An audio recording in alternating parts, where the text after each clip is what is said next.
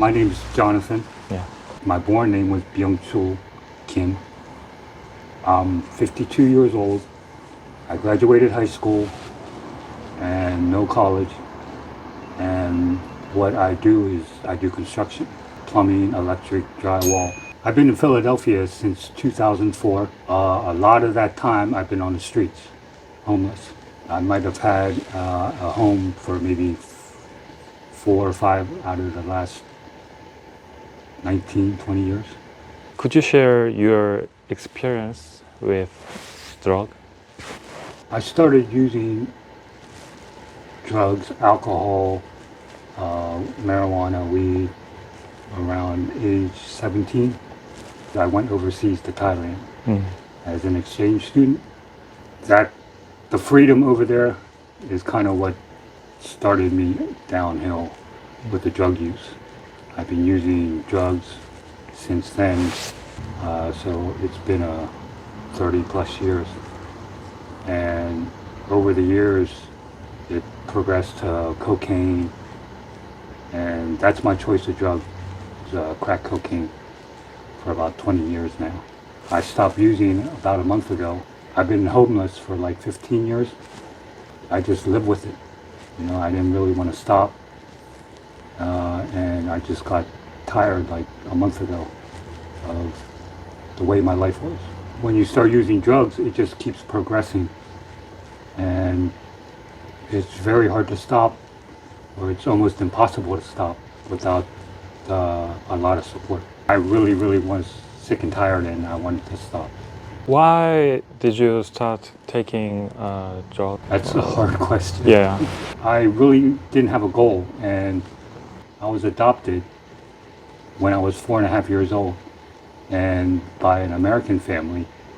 I knew all the time that I was different. I grew up in a small town, no other Asians except one other person, and I was always picked on, and I just never saw or interacted with other Asian people.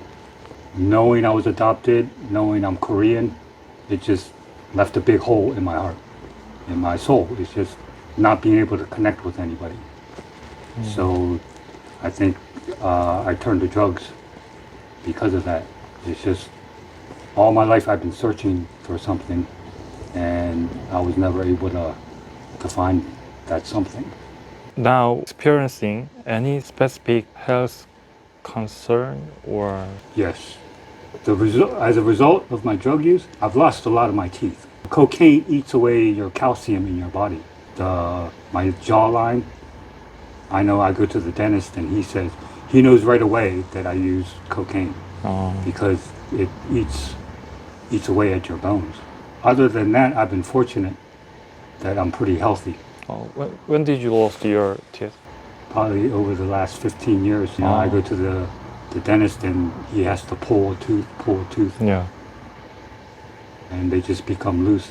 Have you tried to quit or reduce? Yes.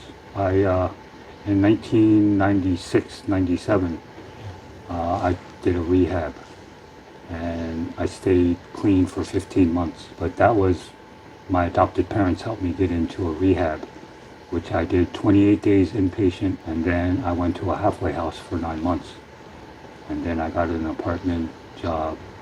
That had a lot to do with wanting to stop from my parents, because back then my life I was just going from place to place, and I cried out for help from my parents, and they got me into a rehab.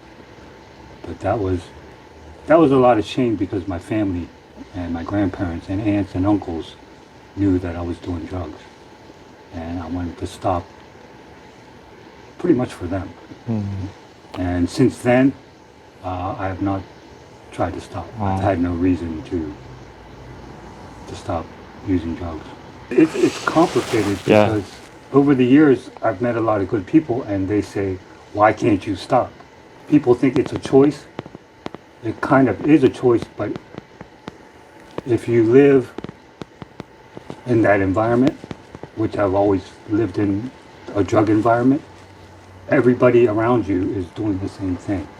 So nobody is good. And if you don't have support, both you know, mental support, housing, you know, somebody to be with you, then you just stay lost. Let's talk about fentanyl.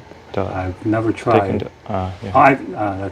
I've tried heroin, snorting heroin, never injecting, never doing the needle. I always try to keep up on the drugs that are coming out. Fentanyl is really bad. I've had girlfriends that have been hooked on heroin. That is one drug that I will not get involved in. How do they usually get fentanyl? The dealers on the street, the people that sell, Yeah. will get it somehow. Oh, easy. Yeah, it's on the streets of Philadelphia. It's widespread. It is illegal, right? Yes, all drugs are illegal. Oh. Right now, the way fentanyl is being used is that they're mixing it with all the other drugs in hopes that people get addicted, you know, will get physically addicted to it. So they'll have to continue using weed, like I've heard it being put on weed, marijuana, and they mix it with the cocaine, and of course they'll always mix it with the heroin because it's a more powerful, more addictive drug. How does it use fentanyl if they get it? It's injected by needle. Needle. That is the only way to. I think you might be able to smoke it. Like heroin, you can put on and smoke it, but and some people will snort it like cocaine. I heard that someone can eat Eat? the fentanyl. I mean, I guess you can eat any drug. Oh, It's just the reason people do drugs is Yeah. to get high yeah. and to get high fast. The fastest way is through your vein. Usually, how many times they do? It depends on how addicted they are. I mean, I've seen people spend $100 easy a day on their habit. The worst is there's that physical addiction where your body can't function without it. I mean, you go down to Kensington, anywhere in Philly where you'll see people just needing it, you know? It's so cheap too, it's $5. Have you ever seen the stunt situation, something like fight or? Oh yeah, I've seen shootings. Uh, I've been in what they call a trap house, yeah. where the drug addicts will come and the people will be selling out of the house, and you can go into the house and stay there as long as you're buying drugs. And I've been in shootings where, like, kind of like a gang, one group will shoot up the house in order to shut down their business. I've seen people die on the street or overdose. Where did you live for last year or for? Before I Before- met Pastor, I was under a bridge on Aramingo Avenue. I was fine with that. I was under the bridge since March. How are your relationship? My adopted parents, Yeah. when I graduated high school at the age of 18, I pretty cut ties. I've talked to them maybe 3 times since I was 18. It sounds horrible, but like I said, I've always known that I didn't fit in. I grew up in a family of 4. I have an adopted Korean sister and an older brother, older sister. Being adopted at that age, I've always known that it's hard to explain. That you grow up in a white family, and even though your mom will say, I remember when you were, you know, an infant, well, she can't say that with me. My younger adopted sister, she was adopted at 9 months. She and I were very different, but we were both adopted from Korea.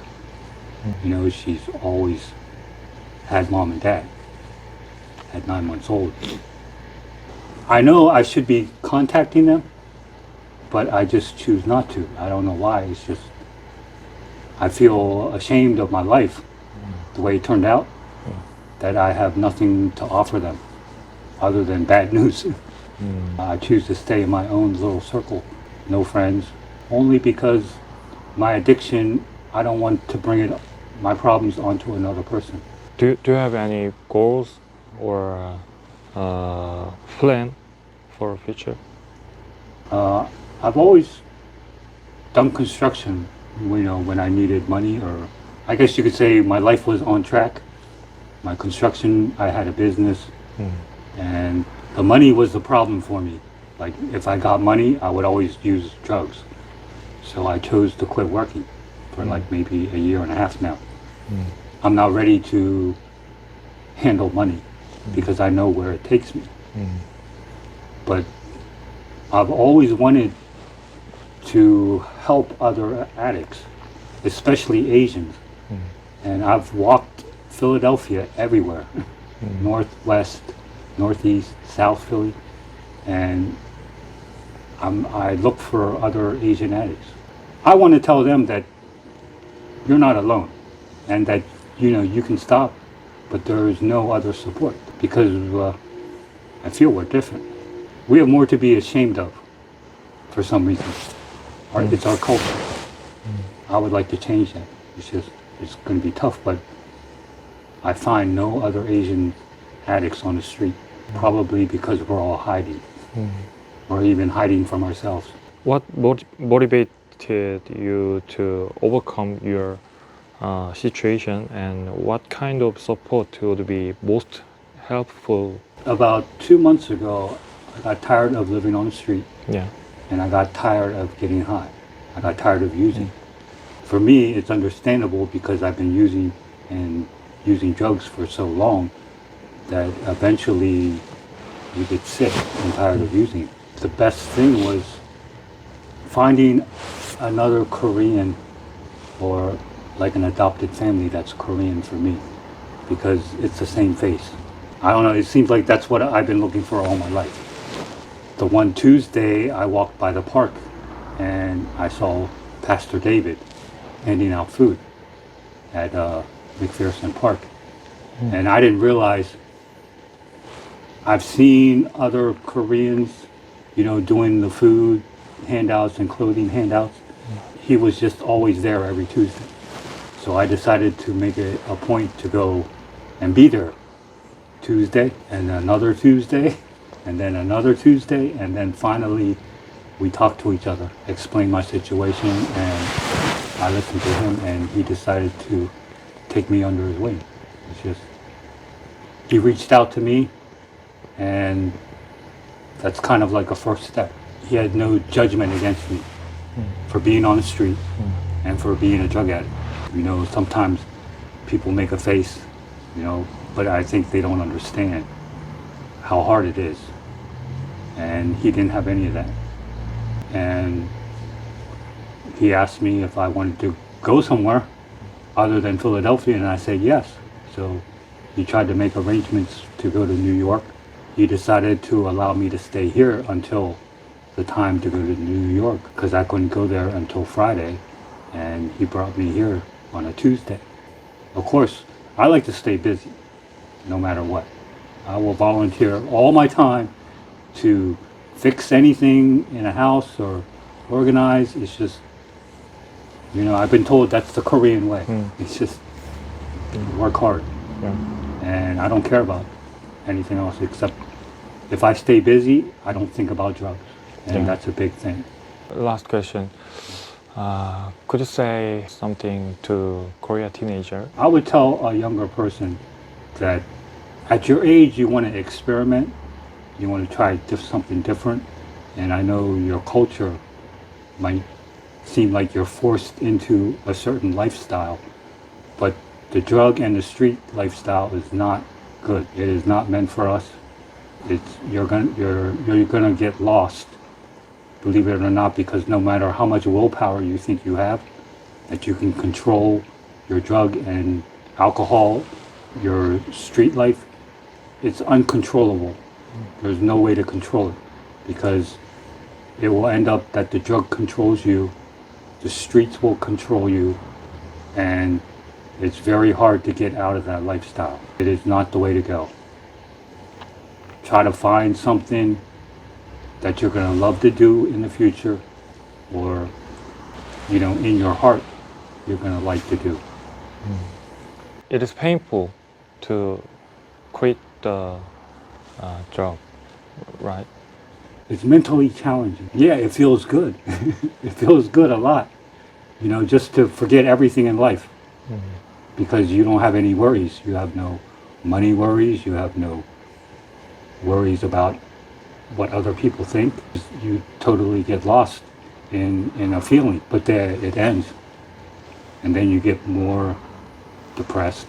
Like school and education tell you that when you use drugs, you feel good for a certain period of time, and then when you stop using, you get depressed more. So you have to use more drugs to feel the way you did before. And it's not a lie. I've experienced it, and one day turns into, or I should say once a week, turns into twice a week, turns into every other day, real fast. And then you become broke, and then you're doing stupid things just to try to get your drug. Thank you for sharing your thought.